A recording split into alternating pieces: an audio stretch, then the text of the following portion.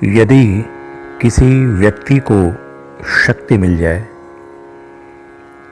यदि कोई व्यक्ति बहुत बड़ा बन जाए, बहुत बड़े पद पर चला जाए और उसके भीतर अहंकार भरा हुआ हो, घमंड भरा हुआ हो और इसी अहंकार के कारण वो दूसरों को तुच्छ समझता हो, अपने सामने किसी को महत्व नहीं देता हो, अपनी शक्तियों का दुरुपयोग करता हो, कमजोरों पर, निर्धनों पर अपनी ताकत का प्रदर्शन करता हो, तो वह व्यक्ति जब दूसरा जन्म लेता है तो उसके भीतर जबरदस्त असुरक्षा की भावना होती है। आपको इस संसार में बहुत सारे ऐसे लोग मिल जाएंगे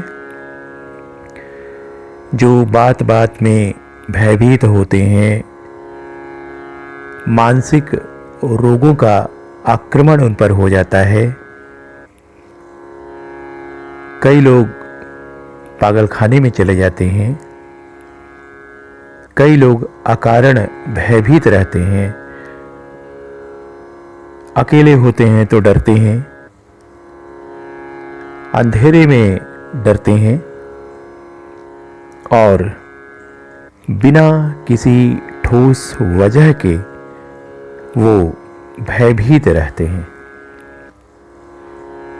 ऐसे लोगों को देखते ही यह समझ जाना चाहिए कि इन्होंने अपने पूर्व जन्म में अपनी शक्तियों का गलत उपयोग किया है। राहु किसी की कुंडली में या किसी के हाथ से दूसरे भाव में बैठे हुए हों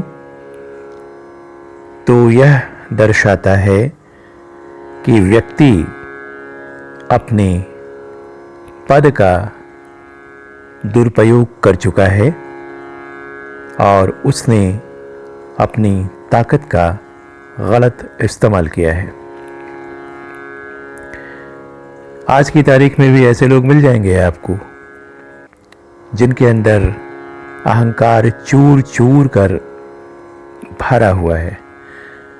अगर ऐसे व्यक्तियों की कुंडली को आप देखें या उनके हाथ को देखें तो स्पष्ट रूप से आपको यह पता चल जाएगा कि या तो उनके राहु दूसरे भाव में स्थित हैं या उनके राहु का दूसरे भाव पर प्रभाव पड़ रहा है। तो आप यह समझ जाएं कि ऐसा व्यक्ति निश्चित रूप से अगले जन्म में भय का शिकार होगा। ऐसे व्यक्ति को चाहे वो कितने ही बड़े पद पर हो, कहीं न कहीं इस बात का डर सताता रहता है कि क्या होगा उसका यदि वह पद से हट जाए। तो आज मैं ऐसे व्यक्तियों के लिए ही उपाय बता रहा हूँ जो कहीं न कहीं असुरक्षा की भावना से पीड़ित हैं, जो भयभीत रहते हैं, डरते रहते हैं और जिन्हें लगता है कि पता नहीं आगे क्या होगा। उपाय बताने के पहले मैं विनय भारद्वाज एस्ट्रो डिवाइन की ओर से आप सबको बहुत प्यार और नमस्कार दे रहा हूं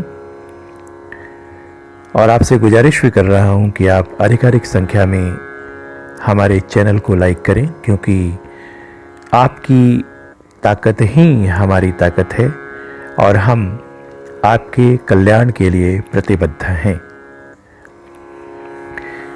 जब राहु दूसरे भाव में हो और कहीं न कहीं भय की स्थिति बन रही है, आपको लगता है कि आपकी ज़िंदगी में कहीं कुछ ऐसा वैसा ना हो जाए, कहीं कोई आकस्मिक घटना न घट जाए, तो उसके लिए आपको 2 बातों पर ध्यान देना चाहिए।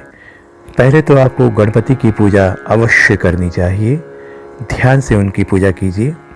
और दूसरी बात यह है कि एक बार किसी भी पॉजिटिव ऊर्जा वाले व्यक्ति से मिलिए और उसके साथ बैठकर आप साक्षात्कार कीजिए, यानी घंटों बात कीजिए।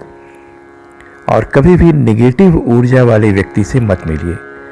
अगर आप जान रहे हैं कि यह व्यक्ति बहुत ही गंदा है और इसके विचार बहुत गंदे हैं, यह बहुत स्वार्थी है, मतलबी है, तो वैसे लोगों से मिलना जुलना छोड़ दीजिए, क्योंकि उसकी नेगेटिव ऊर्जा आपको प्रभावित कर देगी। आप पॉजिटिव ऊर्जा वाले लोगों से मिलिए तो आपका भय भी समाप्त होगा और साथ ही साथ आपका आत्मबल भी बढ़ेगा। और मेरी सलाह अवश्य मानिए, किसी नेगेटिव ऊर्जा वाले व्यक्ति से आशीर्वाद और शुभकामनाएं भी मत लीजिए।